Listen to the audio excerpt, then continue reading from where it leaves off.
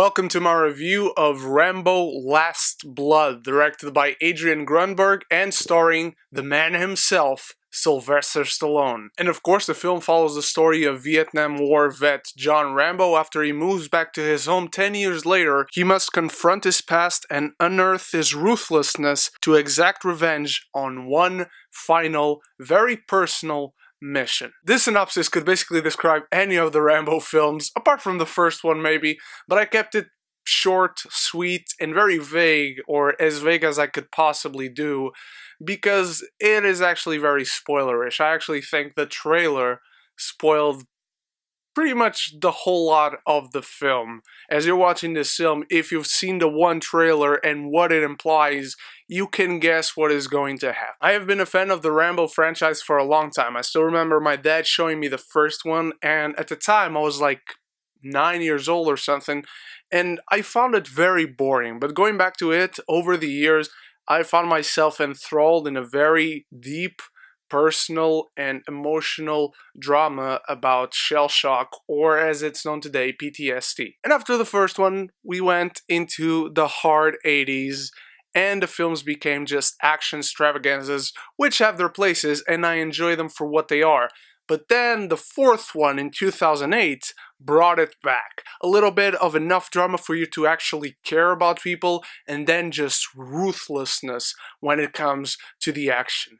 Gory, violent, just everything you want in a film like this. And I can tell you very assuredly so that the second half of this film does offer that, as well as one scene in the first half. I'm gonna be honest, this film disappointed me because I'm a huge fan of the Rambo franchise, and I adored the fourth one in 2008. So I was really looking forward to this. I wanted to see Rambo, old guy Rambo, in his farm, a Logan type of style movie for Rambo. This is definitely not it. And look, this film is kind of stupid. This film kind of doesn't care about reality when it comes to certain events, which I can't go into. But as I said before, the second half of this film does offer what you go to see a Rambo movie for. John fucking Rambo actually shows up in the second half of this film. Let's talk about that first half, because there's a story going on which is told in the slowest way possible. And I don't mean in terms of pacing. If you see the movie, you'll know what I mean. There are so many moments that you could cut down. There are so many ways that you could tell this story more effectively and in a faster manner for the audience to get to the stuff that really matters and for us to still care about what we should care in this film. At one point in this film, Rambo goes to Mexico and he meets this girl who he needs information for. And this girl, the way she talks, her body language, the way she dresses, her attitude towards him, it's basically if you could create a person that is a stereotype. As soon as you see this girl, she is a Mexican stereotype. And I mean a kind of offensive one. But thankfully, though, she's not in the movie much. Something that I really liked, though, was Sylvester Stallone as John Rambo.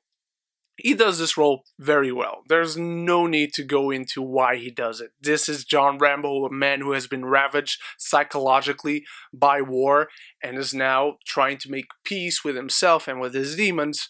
Something that I really like in this film is that every shot of him, when he's talking to someone, when he's walking, every time he's on camera doing anything that is conceivable for a person like this to do on camera, he looks fucking huge. At the same time, he looks really old, which is weird watching this film, because you have 70-plus-year-old Sylvester Stallone. On one hand, you're like, man, this guy is really going up on his years.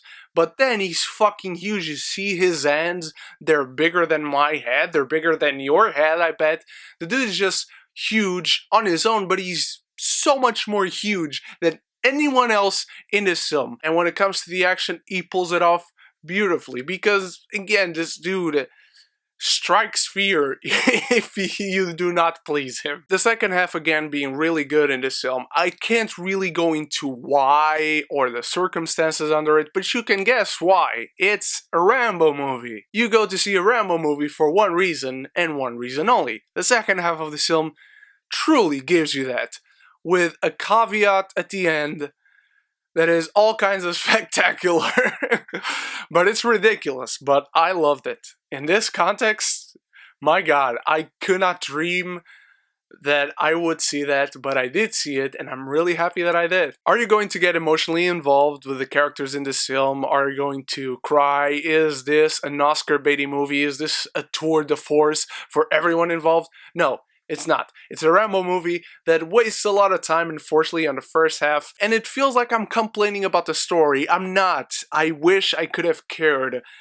I think the story is badly told. There's a good story in there, they just didn't tell it right. But when it comes to the second half, the fact that this not so good part of the film brings that unfolding at the end, it pays off beautifully. If you're a fan of the franchise, I totally recommend for you to go and see it. But if you're expecting this to cap it off in the most beautiful way possible, I don't think it's that. I'm giving Rambo Last Blood a C.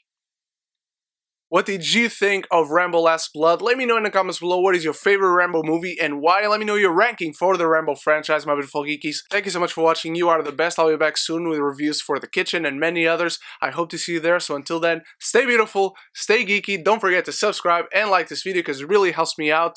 And until the next video, love each other and love the movies.